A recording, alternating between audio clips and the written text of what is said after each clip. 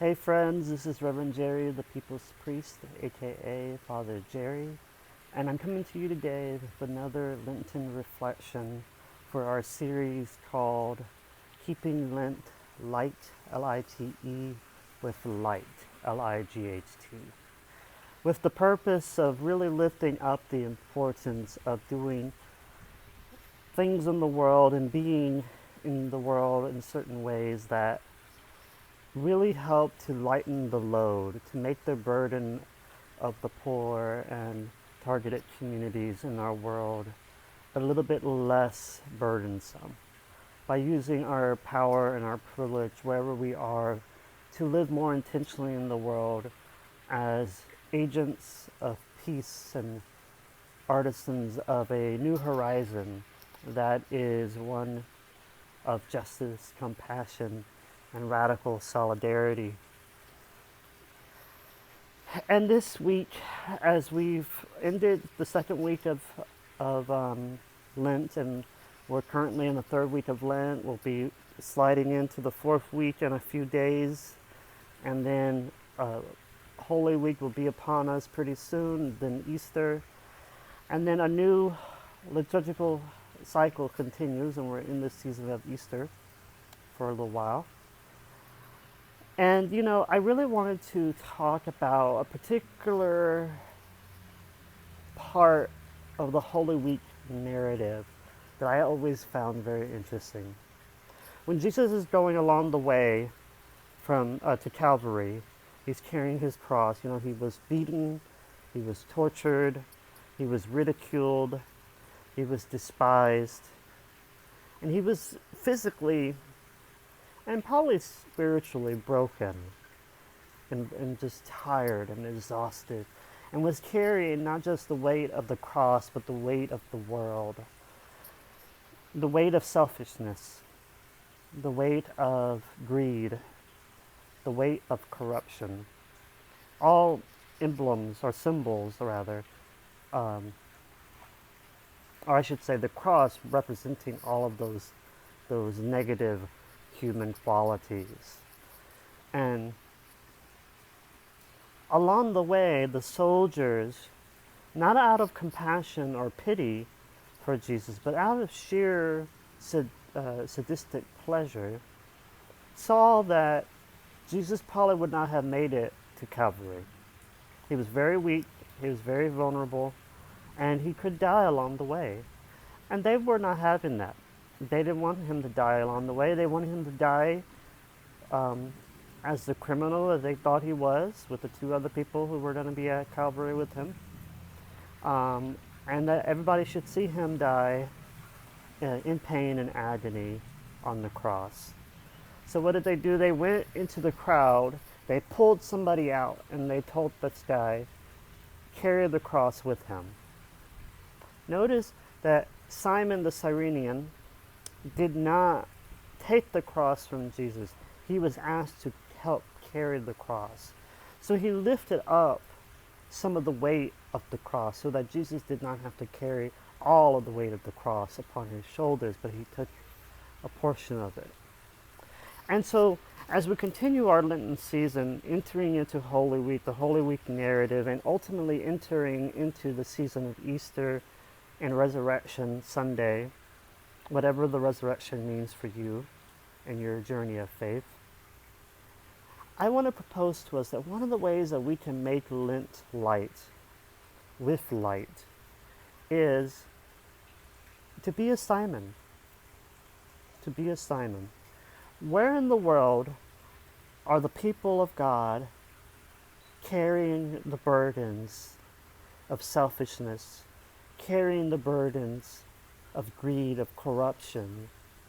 And how can you come forth and help lessen that load, lessen the weight of it?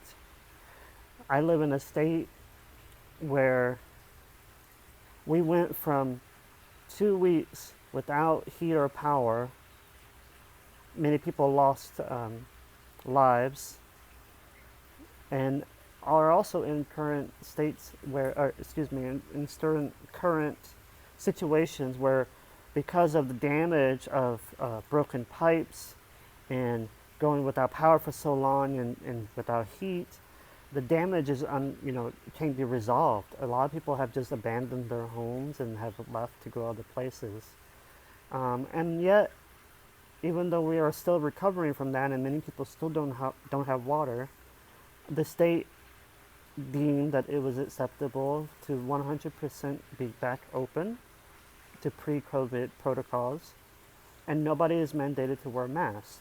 Now, thankfully, a lot of businesses and stores and other uh, entities are requiring that people wear masks if they enter into their buildings. So that's great. I'm glad people are taking personal responsibility for other people's lives. But that level of selfishness is what we are dealing with, not just in this state, and really not just in this country, but all over this world. This global pandemic is a scientific pandemic. It is a pandemic of the human body that all of us are dealing with. But we also have a social, moral pandemic of we have people who are deeply, deeply okay with being selfish, being self-centered, with being greedy, with only caring about what happens to them and maybe even to their close circle, but never willing to take social responsibility or personal responsibility for those who are in need, who are those who are hurting, those who are in pain, those who are suffering.